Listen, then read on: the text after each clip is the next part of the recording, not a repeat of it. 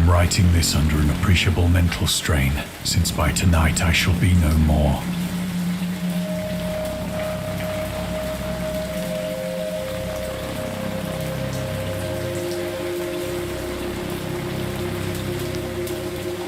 Penniless, and at the end of my supply of the drug which alone makes life endurable, I can bear the torture no longer, and shall cast myself from this garret window into the squalid street below.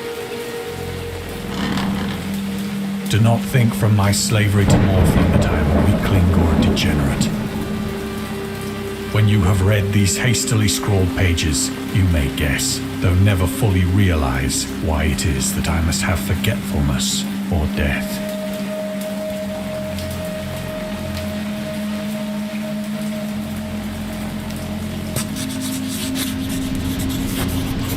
It was in one of the most open and least frequented parts of the broad Pacific that the packet of which I was supercargo fell a victim to the German sea raider.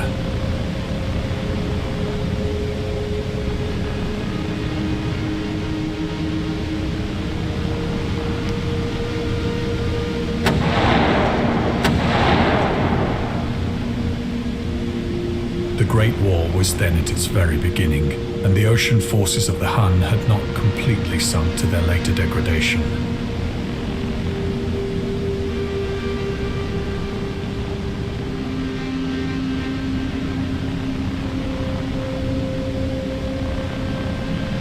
So that our vessel was made a legitimate prize, whilst we of her crew were treated with all the fairness and consideration due us as naval prisoners.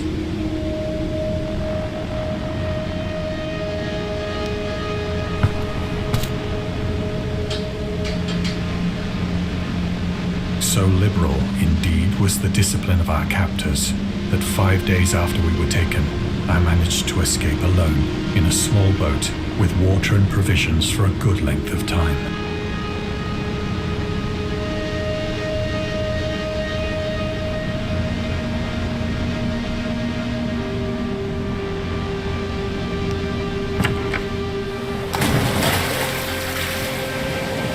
When I finally found myself adrift and free, I had but little idea of my surroundings.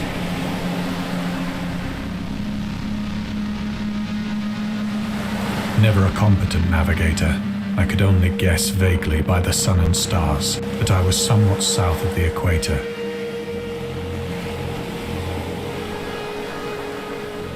Of the longitude, I knew nothing, and no island or coastline was in sight.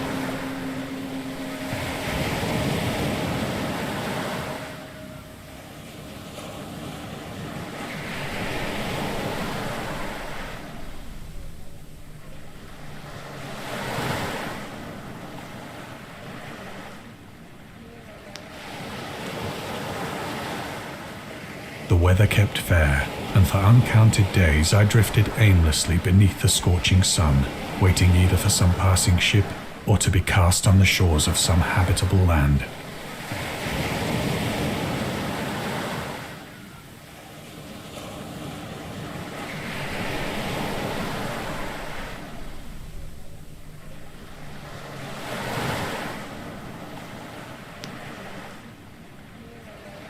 But neither ship nor land appeared, and I began to despair in my solitude upon the heaving vastness of unbroken blue. The change happened whilst I slept. Its details I shall never know, for my slumber, though troubled and dream-infested, was continuous.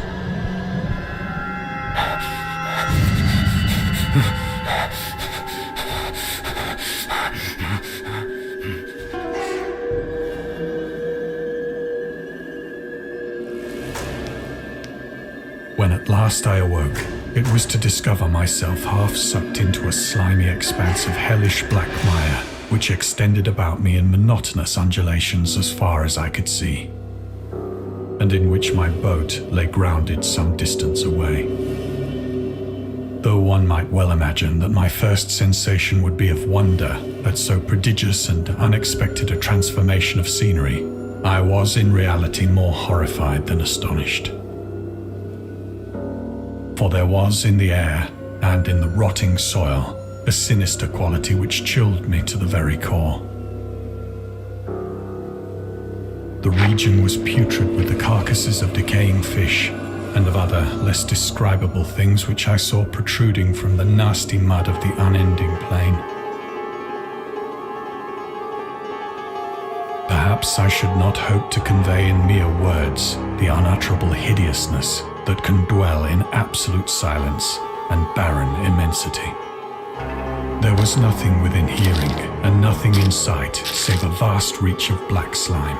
Yet the very completeness of the stillness and the homogeneity of the landscape oppressed me with a nauseating fear. The sun was blazing down from a sky which seemed to me almost black in its cloudless cruelty, as though reflecting the inky marsh beneath my feet.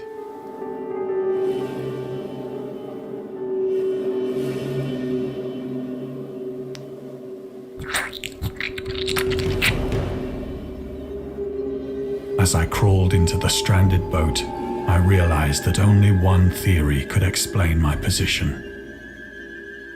Through some unprecedented volcanic upheaval, a portion of the ocean floor must have been thrown to the surface, exposing regions for which innumerable millions of years had lain hidden under unfathomable watery depths. So great was the extent of the new land which had risen beneath me that I could not detect the faintest noise of the surging ocean, straining my ears as I might. Nor were there any seafowl to prey upon the dead things.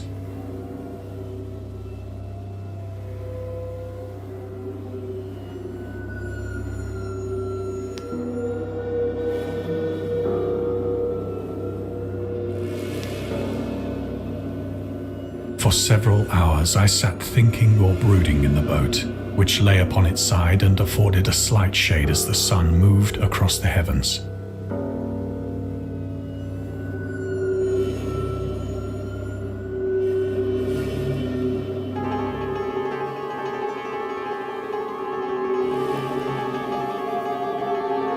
As the day progressed, the ground lost some of its stickiness and seemed likely to dry sufficiently for traveling purposes in a short time.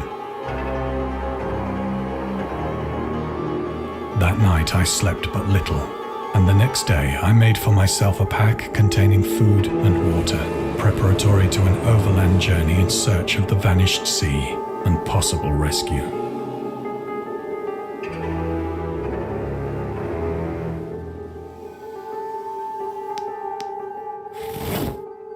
On the third morning, I found the soil dry enough to walk upon with ease.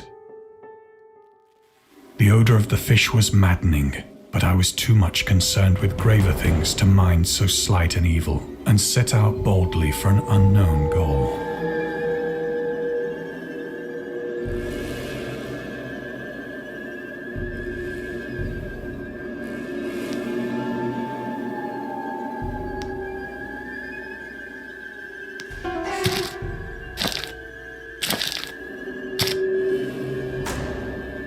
All day I forged steadily westward, guided by a faraway hummock which rose higher than any other elevation on the rolling desert.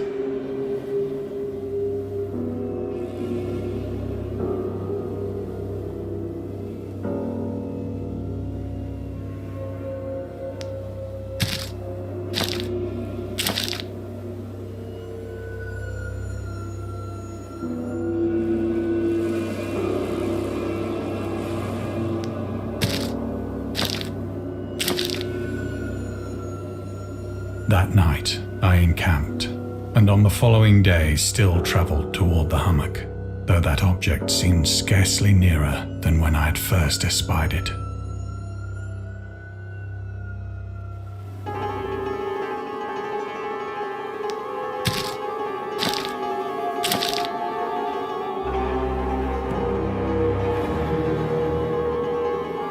By the fourth evening, I attained the base of the mound, which turned out to be much higher than it had appeared from a distance.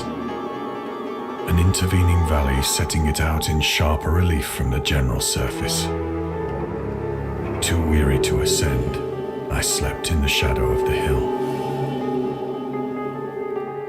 I know not why my dreams were so wild that night, but ere the waning and fantastically gibbous moon had risen far above the eastern plain, I was awake in a cold perspiration, determined to sleep no more. Such visions as I had experienced were too much for me to endure again. And in the glow of the moon I saw how unwise I had been to travel by day. Without the glare of the parching sun, my journey would have cost me less energy. Indeed, I now felt quite able to perform the ascent which had deterred me at sunset.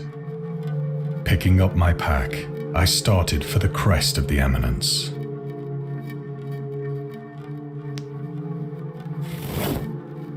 I have said that the unbroken monotony of the rolling plain was a source of vague horror to me. But I think my horror was greater when I gained the summit of the mound and looked down the other side into an immeasurable pit or canyon, whose black recesses the moon had not yet soared high enough to illumine. I felt myself on the edge of the world, peering over the rim into a fathomless chaos of eternal night. Through my terror ran curious reminiscences of Paradise Lost, and of Satan's hideous climb through the unfashioned realms of darkness.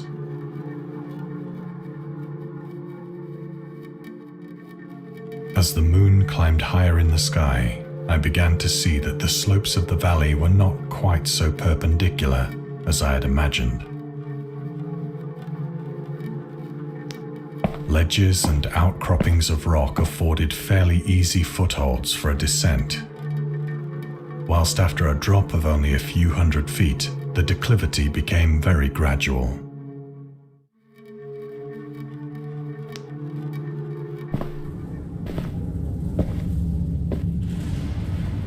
Urged on by an impulse which I cannot definitely analyze, I scrambled with difficulty down the rocks and stood on the gentler slope beneath, gazing into the Stygian deeps where no light had yet penetrated. All at once, my attention was captured by a vast and singular object on the opposite slope, which rose steeply about 100 yards ahead of me. An object that gleamed whitely in the newly bestowed rays of the ascending moon.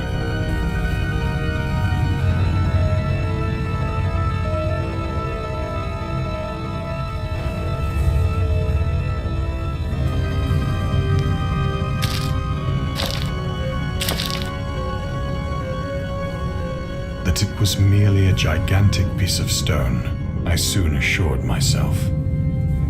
But I was conscious of a distinct impression that its contour and position were not altogether the work of nature.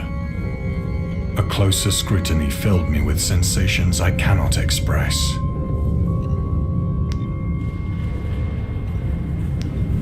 For despite its enormous magnitude, and its position in an abyss which had yawned at the bottom of the sea since the world was young,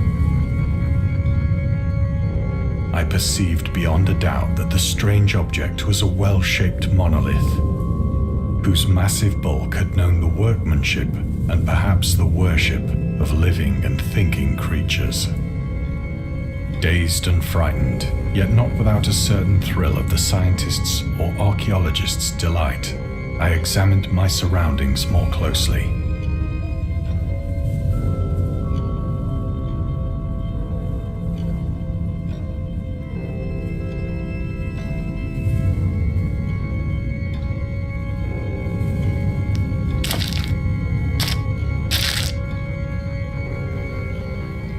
The moon, now near the zenith, shone weirdly and vividly above the towering steeps that hemmed in the chasm.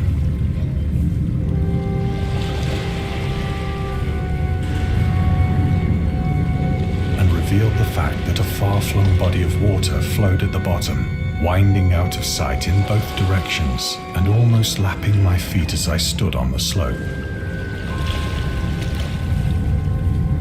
across the chasm, the wavelets washed the base of the Cyclopean monolith, on whose surface I could now trace both inscriptions and crude sculptures.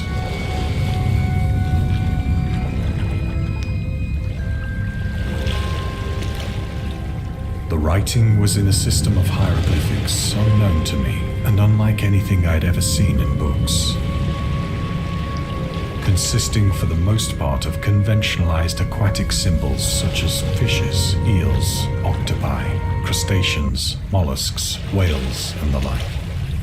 Several characters obviously represented marine things which are unknown to the modern world, but whose decomposing forms I had observed on the ocean-risen plain. It was the pictorial carving, however, that did most to hold me spellbound. Plainly visible across the intervening water, on account of their enormous size, were an array of bas-reliefs whose subjects would have excited the envy of a Doré. I think that these things were supposed to depict men, at least a certain sort of men, though the creatures were shown disporting like fishes in the waters of some marine grotto, or paying homage at some monolithic shrine which appeared to be under the waves as well. Of their faces and forms I dare not speak in detail, for the mere remembrance makes me grow faint. Grotesque beyond the imagination of a Poe or a Bolger.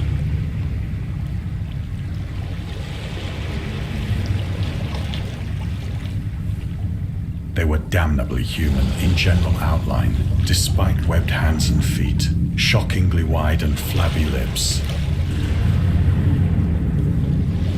Glassy, bulging eyes, and other features less pleasant to recall. Curiously enough, they seem to have been chiseled badly out of proportion with their scenic background. For one of the creatures was shown in the act of killing a whale, represented as but little larger than himself. I remarked, as I say, their grotesqueness and strange size, but in a moment decided that they were merely the imaginary gods of some primitive fishing or seafaring tribe. Some tribe whose last descendant had perished eras before the first ancestor of the Piltdown or Neanderthal man was born.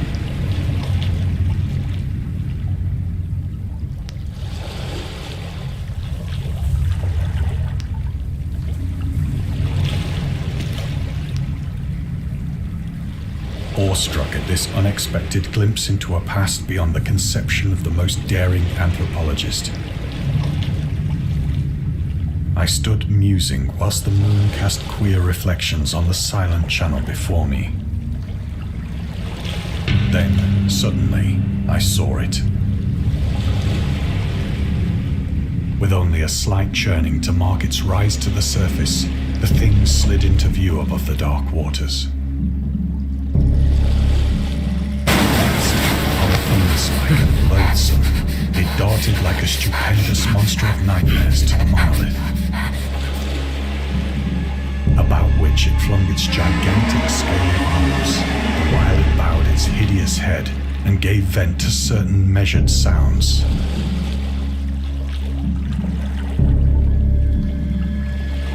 I think I went mad then. Of my frantic ascent of the slope and cliff, and of my delirious journey back to the stranded boat, I remember little.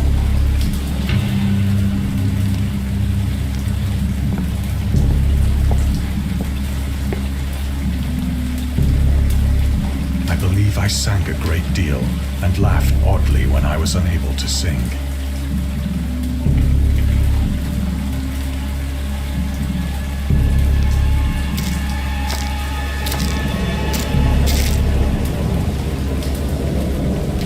Indistinct recollections of a great storm sometime after I reached the boat. At any rate, I know that I heard pearls of thunder and other tones which nature utters only in her wildest moods.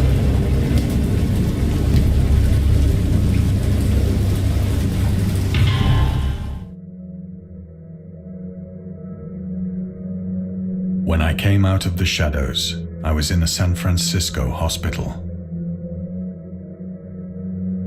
Brought thither by the captain of the American ship which had picked up my boat in mid-ocean. In my delirium, I had said much, but found that my words had been given scant attention. Of any land upheaval in the Pacific, my rescuers knew nothing.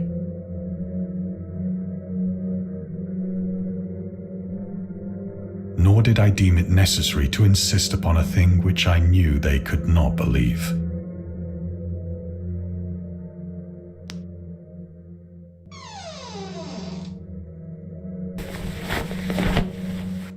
Once I sought out a celebrated ethnologist and amused him with peculiar questions regarding the ancient Philistine legend of Dagon, the fish god.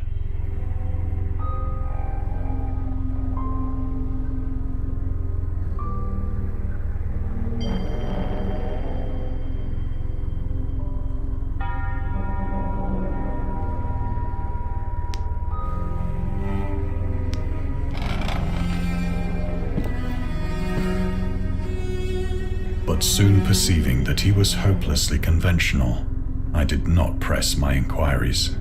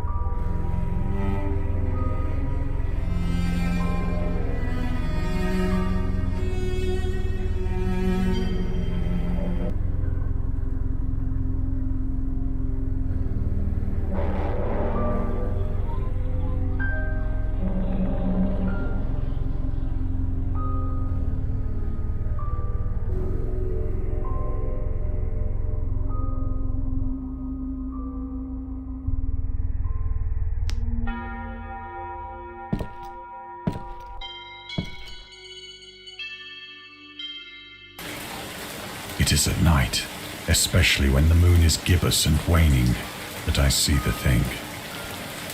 I tried morphine, but the drug has given only transient surcease and has drawn me into its clutches as a hopeless slave. So now I am to end it all, having written a full account for the information or the contemptuous amusement of my fellow men.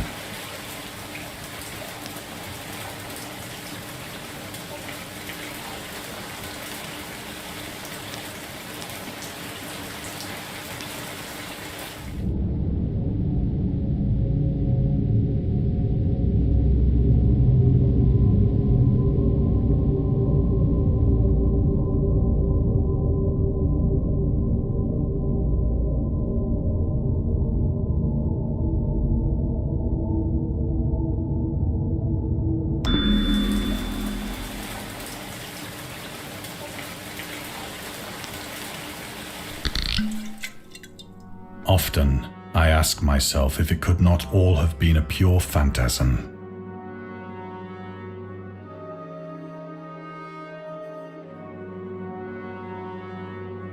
A mere freak of fever as I lay sun-stricken and raving in the open boat after my escape from the German man of war.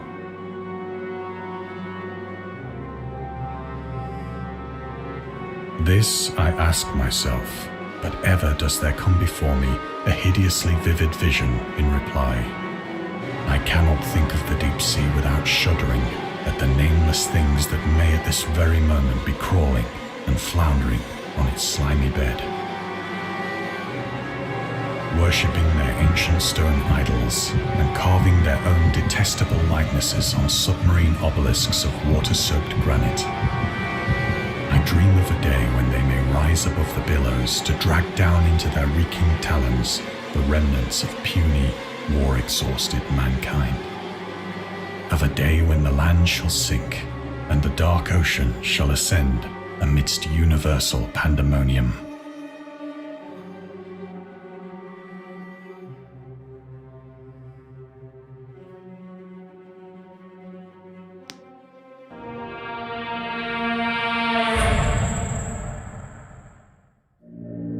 The end is near.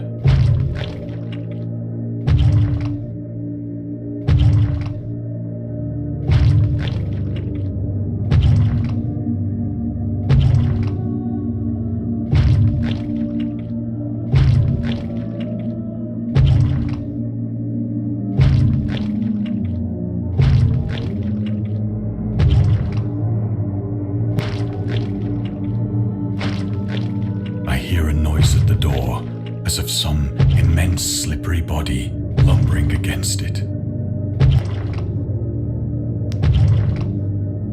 It shall not find me.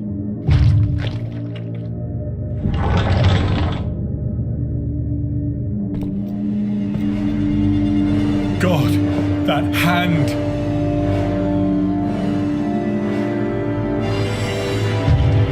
The window! The window!